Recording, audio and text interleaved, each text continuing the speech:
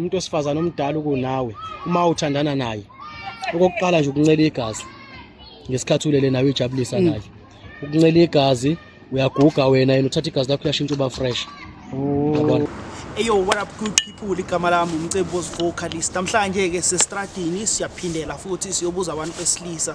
So today sizobuza abantu besilisa ukuthi ngabe ezumuntu wesilisa ungakhona na ukujola nomuntu omdala nawe. If uzokhona ukujola nomuntu omdala ngabe isiphi isizathu, futhi if ungekukhona ngabe isiphi isizathu, sibangene.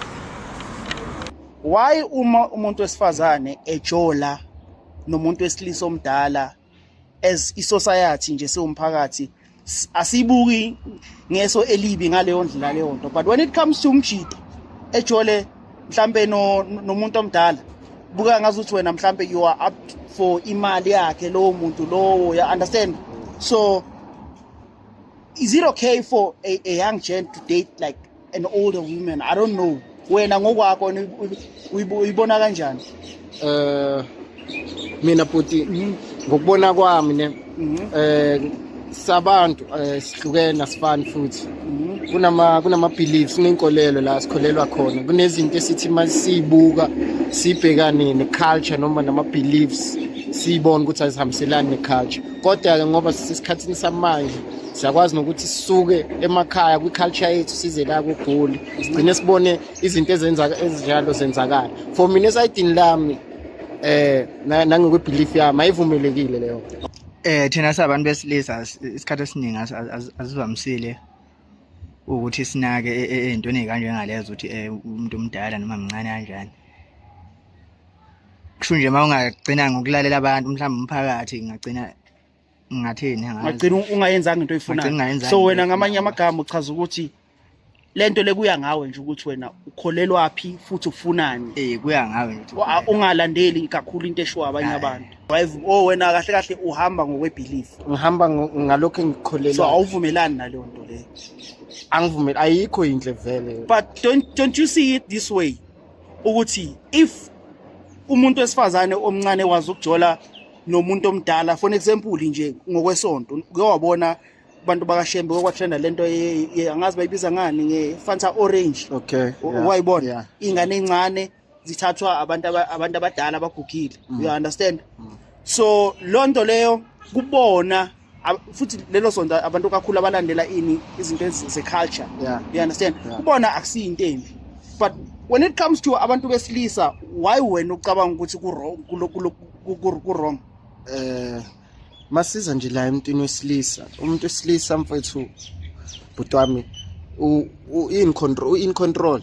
Sitshele nje ukuthi umuntu wesilisa in control ngesimo sokuthi makuthiwa umuntu wesilisa uthandana nengane engaphansi mhlambe kweminyaka maybe gap year mhlambe ya 12 to 10 years, leyo nto leyo kumuntu owesilisa sibone ngathi uyayiroba, because when unepower unesource ukuthi uyakwazi ukuthi maybe mawukuthi uyiroba ngalawo maswidi uyakwazi ukuthi uyikhombisa amaswidi lawo ngaleyo ndlela. Indlela esisuke sicabanga ngayo thina as a society, because ingane ngeke kwazi uvumelane nomuntu omdala on one term. So you understand? So ngendlela ochaza ngayo uchaza ukuthi akulungi for umuntu wesilisa ngoba umuntu wesilisa all the time ufuna ukuba leader.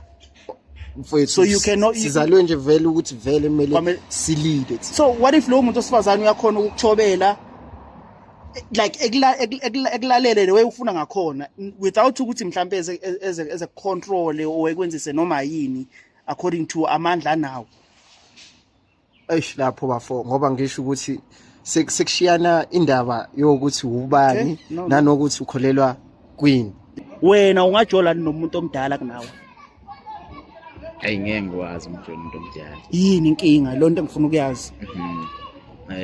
Mina ucabanga kwami ukuthi ngibo usewazi mhlawumbe ngathi mina uzobe seyazi izinto eziphezulu kunami, yabo mina ngakafiki leli izinga lakhe. So ekwazini kangcono ngawo phela izulu sithi indlela ibuzwa kwabaphambili, okwazini kangcono nawe awuboni ukuthi wena mhlawumbe khona lapho ozosizakala khona ekubeni nomuntu osondelene naye owazi kangcono kunawe? Ngeke ngobani uzofuna ukungiphatha ngendlela yakhe, yabo. If lo relationship kuzoba nama benefits for the khona engizokuthola mina, mina ngaba khona engizokuthola. Okay, but mangeke ngithole lutho angeke umuntu omdala ngingatholi lutho yabo. So wena kahle kade ukulento yokuthi vele ekujoleni kwakho nomuntu omdala angeke kuze kube into osukuyenza ngoba uphusha uthando uya ngoba kuna something okumele uyibenefit kulo relationship. Yeah. So kahle kahle wena into ekhalelayo awufuni ukuphathwa wena. Cha hayi kanjalo kodwa yabo uzofuna ukwenza ngendlela yakhe nje useyazi vele usenolwazi. Uzofuna ukuthi yabo ngenze ngendlela yakhe enza ngayo yena.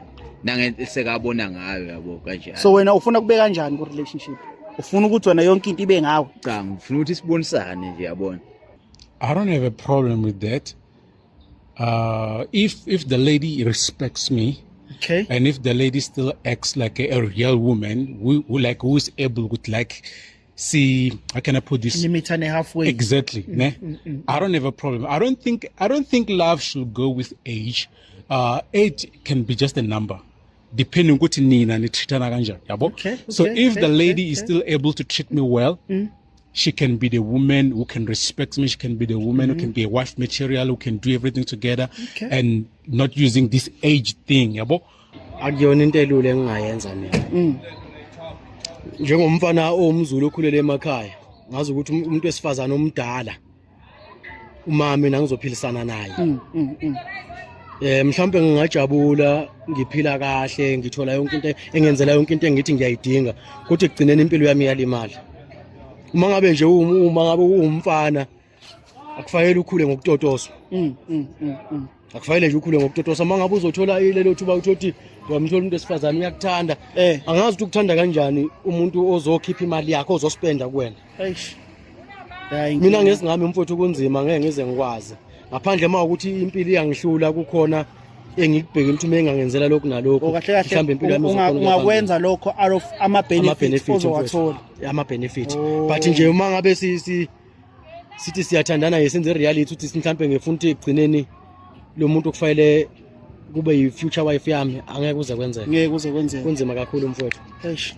Bantu abahle abantu engibathandayo igama lami uMcebos Vocalist. If you are new to this YouTube channel, please mntana sekhaya ucinezele i-subscribe button and also i-notification bell so that you'll be updated all the time. Must post i-video entsha kule channel. And engicelayo ukuthi please comment, like, share the video so that izoreach abantu abaningi. By doing so uzo-increasela ama-chance ukuthi i-video yethu ithole ama-views amaningi, and also algorithm isuggest i-video yethu to more people. So uma ungenza lokho nje singabonga kakhulu. uNkulunkulu enkosise, siyathanda, nibe safe wherever enkhona. Siyabonga.